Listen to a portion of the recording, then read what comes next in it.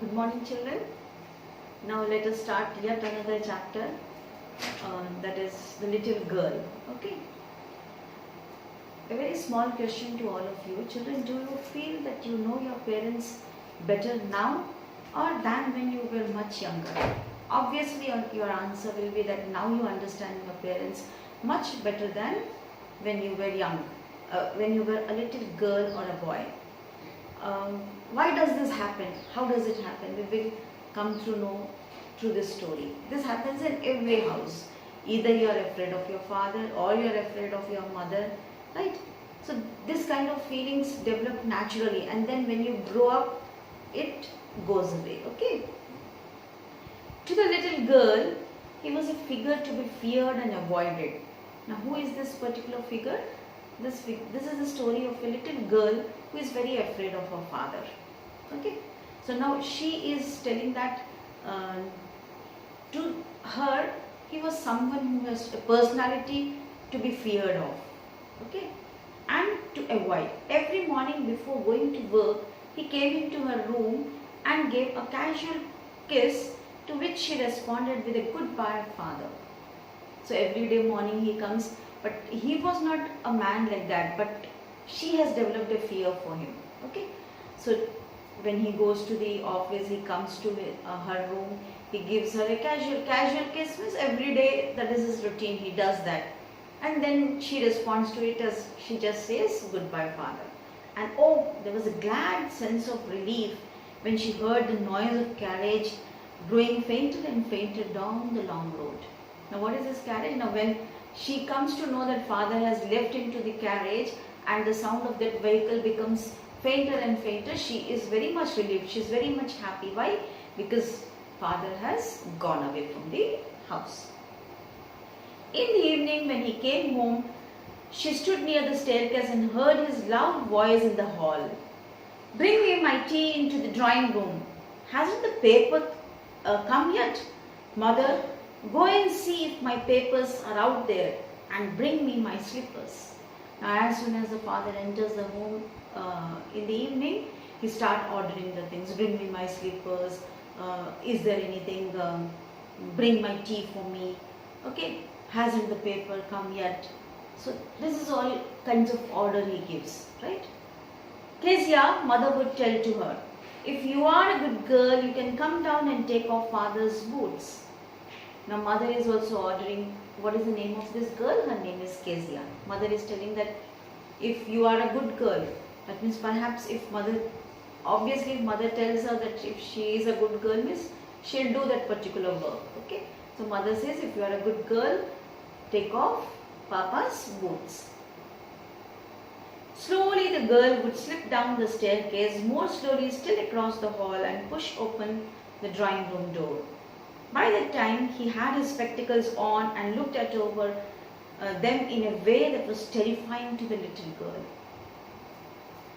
So he would wear the spectacles, he would look like this, very scaring look he would give, and this little girl is scared of that particular sight which the father gives them. Well, Kezia, hurry up and pull off these boots and take them outside. Have you been a good girl today? Now father is asking her, take off my boots and keep it outside. And father is asking her, were you a good girl today? I don't know, father. You don't know. If you stutter like that, mother will have to take you to the doctor. Now the stuttering is like stammering while she speaks. Now why does this happen? Because she is very much scared of her father. So she is not able to speak also properly. So he is telling her that if you stutter like that, then mother has to take you to a doctor because you aren't able to speak properly. Okay. She never stuttered with other people, had quite given it up, but only with father. Because then she was trying so hard to say the words properly. Now this stuttering doesn't have with others. Okay. It only happens with her father. Why? Because she is very much scared of him, very much afraid of him. What is the matter? Why are you looking so wretched about? Mother, I wish you taught this child not to appear on the brink of suicide. Here, Kezia, Carry my teacup back to the table carefully. Now this father is telling her mother that why this girl is behaving like this, why she is so unhappy, why she is at the brink of suicide. Brink of suicide means that at the end where she will commit a suicide, at the point after which she will commit a suicide. Her looks are like that, her behavior is like that. She is not very free, she is not open, she doesn't look happy. What is the reason? He was so big, his hands, his neck, especially his mouth, okay, when he yawned. So what does this girl say? That my father is a very big figure and his mouth is very big, especially when he yawns, his mouth seems to be very big. Thinking about him alone was like thinking about a giant. So for her, he was like a giant, a very big figure, a figure to be feared of. Okay. On Sunday afternoons, grandmother sent her down to the drawing room to have a nice talk with father and mother. So grandmother also was there at home, and during the Sundays when it's an off day for her father, she used to send the girl to the drawing room in the afternoon so that she will have a chat with the father and mother. But the little girl always found mother reading and father stretched out on the sofa, his handkerchief on his face. So what was the scene she usually would see there? Mother is reading and father has stretched out on the sofa, he has put his handkerchief on his face and he is dozing off. His feet on one of the best cushions, sleeping soundly and snoring. So with a sound sleep, with snoring, he falls asleep and mother is sitting and reading the paper. We come to the next page. She sat on a stool, gravely watched him until he woke up and stretched and asked the time, then looked at her. So she was watching her father. Her father was a completely strange figure for him. Okay? So while sleeping also she is looking at her father and asked the time, then looked at her. Don't stare so, Kezia, you look like a little brown owl. So she is staring at her father. So father says, don't do like that, you look like an owl, means your eyes are stretched out. One day when he was kept indoors with a cold, her grandmother told her that father's birthday was next week and suggested she should make him a pin cushion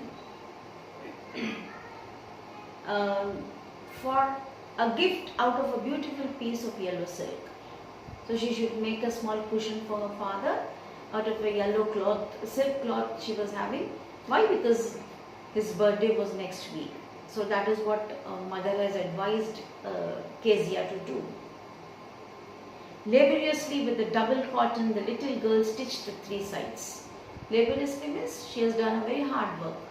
She stitched all the three sides, but to fill it with, now to make a cushion she has to stuff something inside it and stitch the fourth side.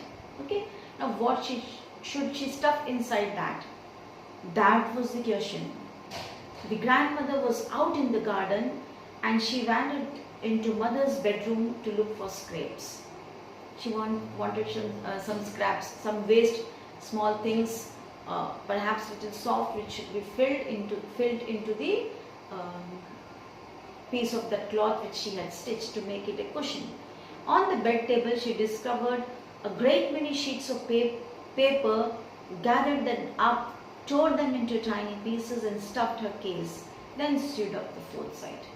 Now what did she find? She found some sheets of papers. She tore that bits of paper into small bits, stuffed it into the silk cloth, and then she stitched the fourth side to make it into a cushion. That night there was a hue and cry in the house. That means a lot of disturbance and mess in the house. Now why was that thing? Father's greatest speech for the Port Authority had been lost. Now father had, his official papers were there, he had to deliver a speech tomorrow, next day in the office, and that paper was missing. Right? Yeah. Rooms were searched, servants questioned. Finally mother came into Kezia's room. So every room, they searched every room. All the servants were asked in the house, had somebody taken the papers from that bedroom. Finally, mother came into Kezia's room. Kezia, I suppose you did not see papers on a table in our room? Oh yes, she said, I tore them up for my surprise. So she says, yes, I have seen them and I tore all those papers for my surprise. What? Screamed mother. Come straight down to the dining room this instant. Mother says, now you come down to the dining room. What have you done? Okay. And she was dragged down to where father was pacing to and fro, hands behind his back. Now father, full of anger, moving here and there in the room with his hands back, and she was asked to come to that room. Well, he said sharply. Mother explained. Now Kezia wasn't able to speak anything. It was mother who had told him everything. He stopped and stared at the child. Did you do that? No, she whispered. Mother, go up to her room and fetch down the damn thing. See that the child is put to bed this instant. Now father has ordered mother to go to the room and get the damn thing, means those papers which she has stored, and right now put the girl to sleep. Crying too much to explain, she lay in the shadowed room watching the evening light make a sad little pattern on the floor. So she has switched off the light, she is very sad and she was going on crying. Then father came into the room with a ruler in his hands. That means a scale in his hand. I'm going to beat you for this, he said. Oh no, she screamed, hiding under the bedclothes. So now see how rude her father is. Now why he is so rude? Perhaps maybe those were very important papers that he had to produce, or he had to give a speech on in the office the next day. Sometimes when you do the things like this, you get punishment. This is how you learn sometimes, isn't it? That we should not touch the things of others, perhaps particularly the elders, when you don't know what it is. Okay. He pulled them aside. She was hiding under the bedclothes and he pulled him aside. Sit up, he ordered, and hold out your hands. You must be taught once and for all not to touch what does not belong to you. Now once you should be taught means once you should be punished for that you should not touch the things which do not belong to you. But it was for your birthday. Down came the ruler on her little pink palms. Father did not listen to this. This little girl told also that, Father, that was for your birthday. But he did not listen. He gave one with the ruler on her pink little palms. Poor little girl. Okay. Hours later, when grandmother had wrapped her in the shawl and rocked her in the rocking chair, the little girl clung to her soft body. So now grandmother is trying to pacify her. She is going on crying. She is rocking her little girl in the chair. Why? What did God make fathers for? She sobbed. She was sobbing and she was telling, for her, father was not of any use in the house. He is, whenever he is ordering something, he doesn't love the child, he doesn't give her anything. Instead now, today he has better. So now suddenly, automatically, what has come out of her mouth? That for what God has made fathers? They have no work. Okay.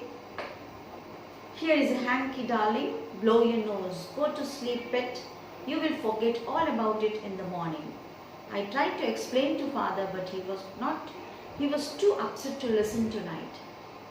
So she told that, don't cry, take the hanky, blow your nose, go to sleep, I talk to your father. And once you get up next morning, you forget it. This is what happened. When she was crying, her grandmother told that you don't cry, next day you will forget all the things.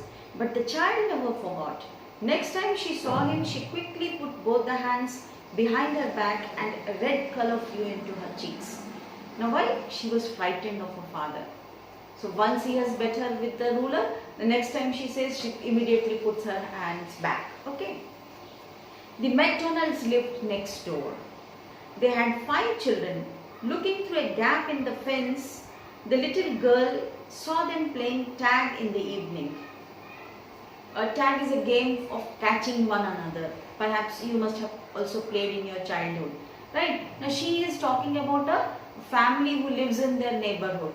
Right? McDonald's. They are having 5 children. Now she is trying to look into the garden of theirs through a small fence. Okay. Now what she observes, the father with the baby Mao on his shoulders, 2 little girls hanging on his coat pockets, ran round and round the flower beds, shaking with laughter. So now she is seeing that the house next to theirs, where there are 5 children in the family, the father is enjoying with the children. He is playing tag with those, with his children. Once she saw the boys turn the hose on him and he tried to catch them laughing all the time. So once the boys gave hose on him and now the father has to catch them, and they were just enjoying with a lot of laughter. Then it was she decided that there are different sorts of fathers.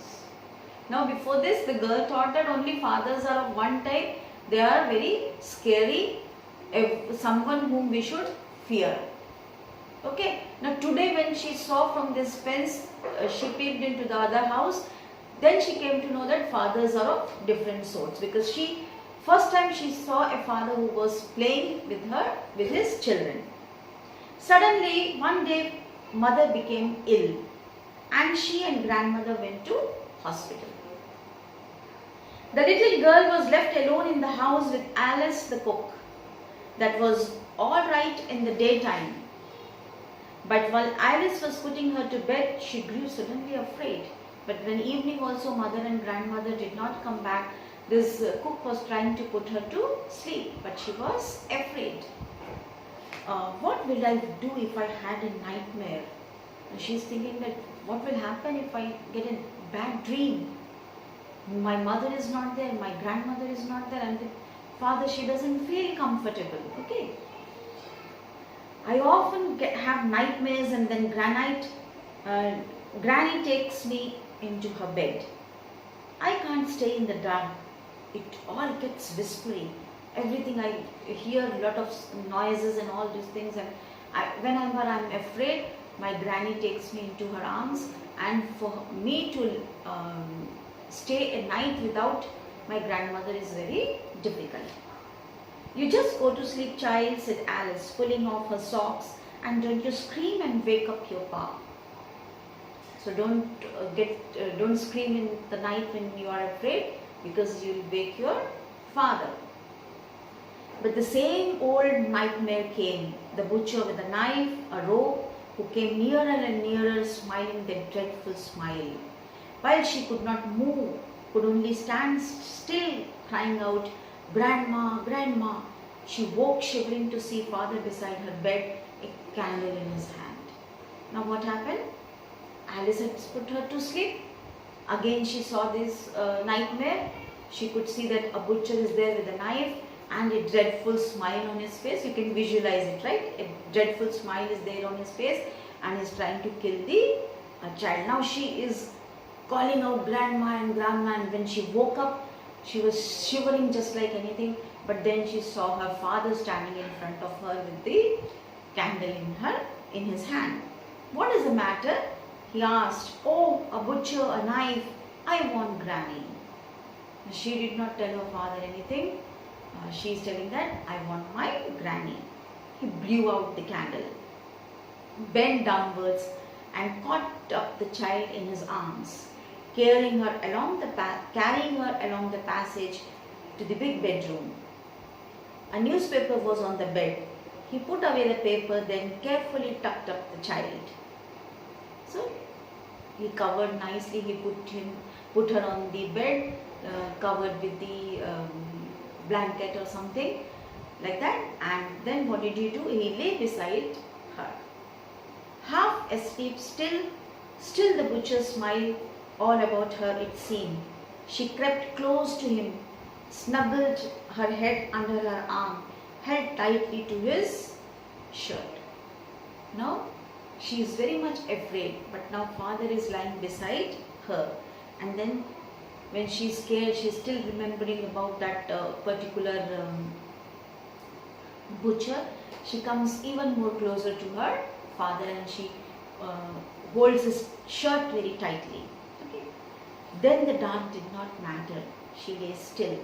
Now, then when she was with her father, she felt the warmth of him, and now she was not afraid. She lay still. Here, rub your feet against my legs and get them warm, said father. Why? Because with fear, her feet has also become very cold. Father could realize it, and then he says, you rub your feet against my leg and get them warm. This was what his father said her. Tired out, he slept before the little girl. So father was very tired, working the whole day in the office. So before the girl could sleep, father has fell asleep. A funny feeling came over her. Her father not so big after all. Now she understands that my father is not so big, because this is for the first time that his father has gazed her and she could see it the other way out. Okay. And with no one to look after him. Is there anyone to take care of his father? He is all alone in the house and he has fell asleep all alone. He was harder than grandmother, but it was a nice hardness. So he was, now she realized that he was very much strict than the grandmother, but this strictness, to feel the touch of father, he was very hard, but that hardness was good. And every day he had to work and was too tired to be Mr. MacDonald. Now who is Mr. MacDonald? MacDonald was the person then staying in their neighbor, who was their neighbor. So she is telling that for my father to become MacDonald, he is quite busy. He can't do that. She had torn up all his beautiful writing. Now she is feeling sad for what she has done to make her give a gift on father's birthday, that papers she has torn out. Now she is feeling sorry for that I had torn her his beautiful writing. She stirred suddenly and sighed. So that means she moved a little and she took a deep breath. What is the matter? Asked her father. Another dream. Oh, said the little girl, my head is on your heart. I can hear it going. What a big heart you have got, father dear. So for the first time she realizes that how caring and how loving my father is. She could hear his heart beat, and she says that what a big heart you have got. Father is asking, little movement of hers, father asked her again, what is the matter? Did you see another dream? So she is very much, she started loving her father very much.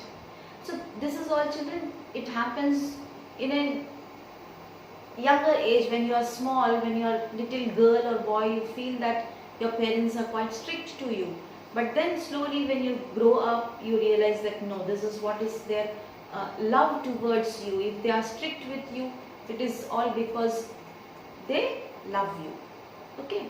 You must also be fearing from your parents. But slowly, now this is your age, it will turn into.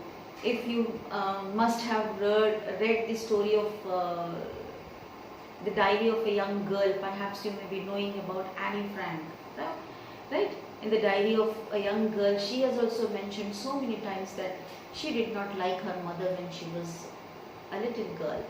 But then when she started growing up, when she came into a teenage, she started loving her mother. So many incidents about when she talks about all this. So this is a story about you should learn that parents play a very, very important role in your life, and you don't have to be afraid of them. You don't have to fear them. You don't have to be scared of them. Open up to your parents, talk to them. Definitely their behavior is for your benefit.